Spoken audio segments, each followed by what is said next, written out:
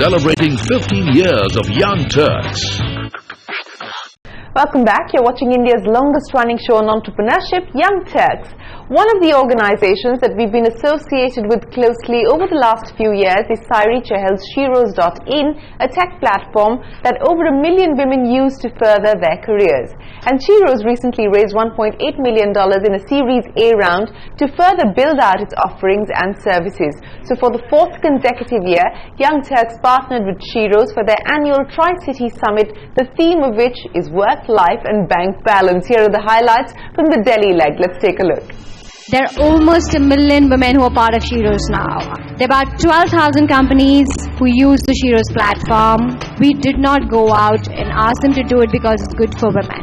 We want businesses to do this because it works for their P&L.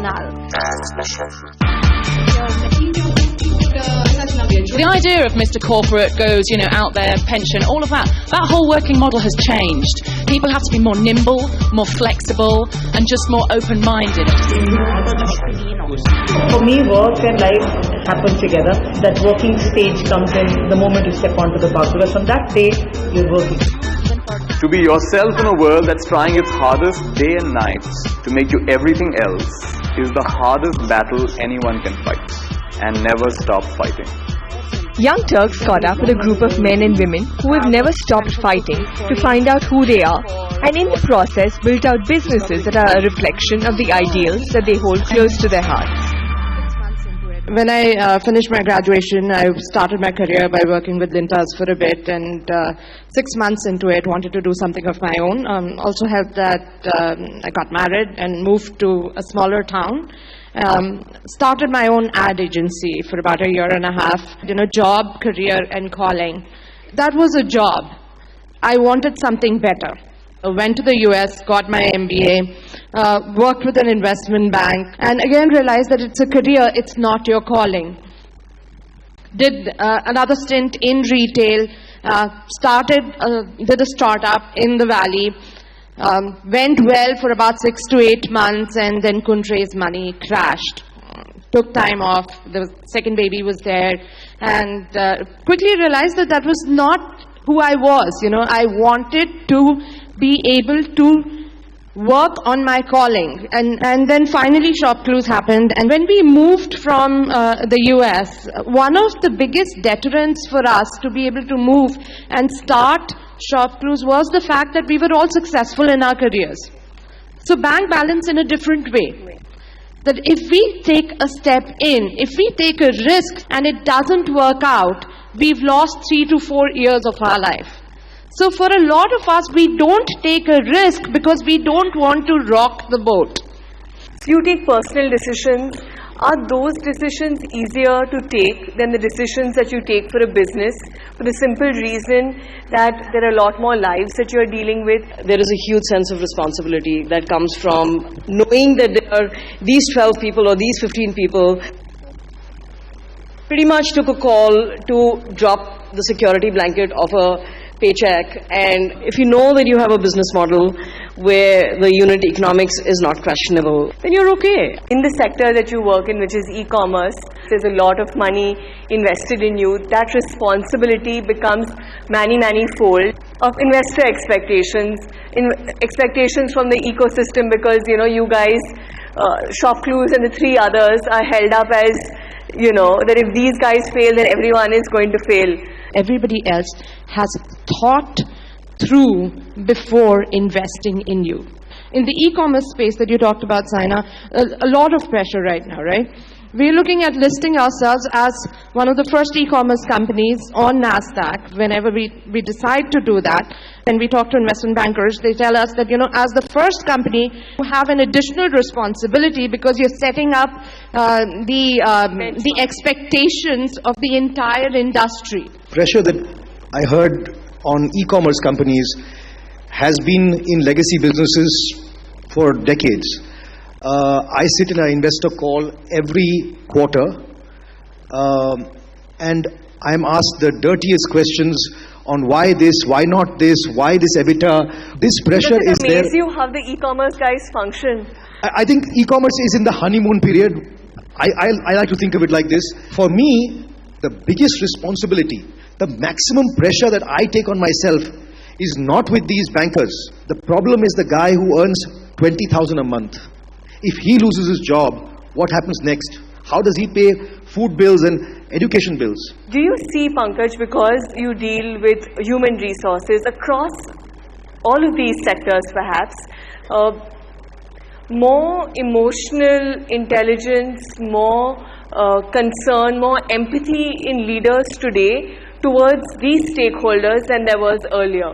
Now I see entrepreneurs becoming more holistic, saying I'll take care of investor, client and employees, ICE as I call it. Number two, if you look at from a people or emotional quotient perspective, the fundamental of job itself is changing. Now India has 32,000 zip codes. You can't run your business in a corporate office saying I'll look at a central business model and I'll run it. All we just look at it is this people component will keep more and more important, but the classical jobs will go away. The gig economy will kick in. The women who are sitting here, I'm going to really encourage people to think everything as a supply chain. Can you become a part of that supply chain and say, okay, this is my space and I'll play here?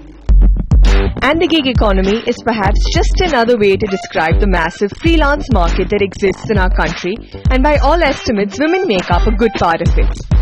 Increasingly, the flexible and the mobile workforce is very much the face of the future, and increasingly, it's great for me. I'm a freelance, I'm a mother, I've got 4 kids, I work across a number of different areas, I'm writing books. These are things that you can do anywhere, and you can do it whenever, and that's, for me personally, it's fantastic. New age organizations too have been quick to adapt and create work cultures that are open and flexible. We don't have work timings. Earliest someone shows up to work is at 8:30 and they leave early. And we have people who show up to work at 4 p.m. and stay until the next morning 4 a.m.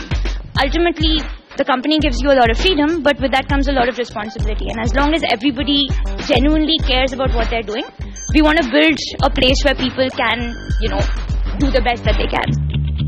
But ultimately, conversations around work culture need to become more gender neutral, so that when satirist Sanjay Rajola says that marriage is an imposition on women, a room full of women don't erupt in applause. One single institution which is totally anti-women is something which is endorsed by almost every woman, and that is marriage. But here are confessions from a stay-at-home dad that suggest that gender roles and expectations are changing slowly and steadily. Well, so I am a stay-at-home dad. My office is in the basement of my home. When my 4-year-old returns from daycare at 5, I'm there to receive him, and then I spend time with him, and I have this whole ritual with him. Then I want to get all my work done before my wife comes back from work, so I can maximize my time with her. The reason I'm in New Delhi, I grew up in Bombay, my second home is sort of California. The reason I'm in New Delhi is because of my wife's work. It's as a guy who's done that to her multiple times in my career. This is the first time I saw it from the other side of the table, and it's not an easy feeling. It's very, it's very self-confronting. If I do more for my wife's career than my dad did, I feel a sense of entitlement, right? Because in my head, that's still the benchmark, right? My dad. If she does lesser at home than her mom did, she feels guilty. So we changed the discussion to, look, our son is going to grow up looking at us, and we will set the gender roles in his head. He grows up knowing that, yes, men, both are supposed to make sacrifices for each other's career, and so on. And I think as soon as we shifted our conversation to what we want our son to grow up acknowledging as gender roles, it did change the way we started acting in our lives. Well, that was a glimpse of all the action from the Sheroes Delhi Summit. We will bring you highlights from the Mumbai conclave as well, so keep watching this space. With that, it is time for us to wrap up this week's edition of Young Turks. Feel free to reach out to me on Twitter.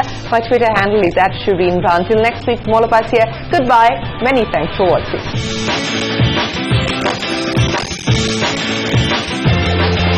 Celebrating 15 years of Young Turks.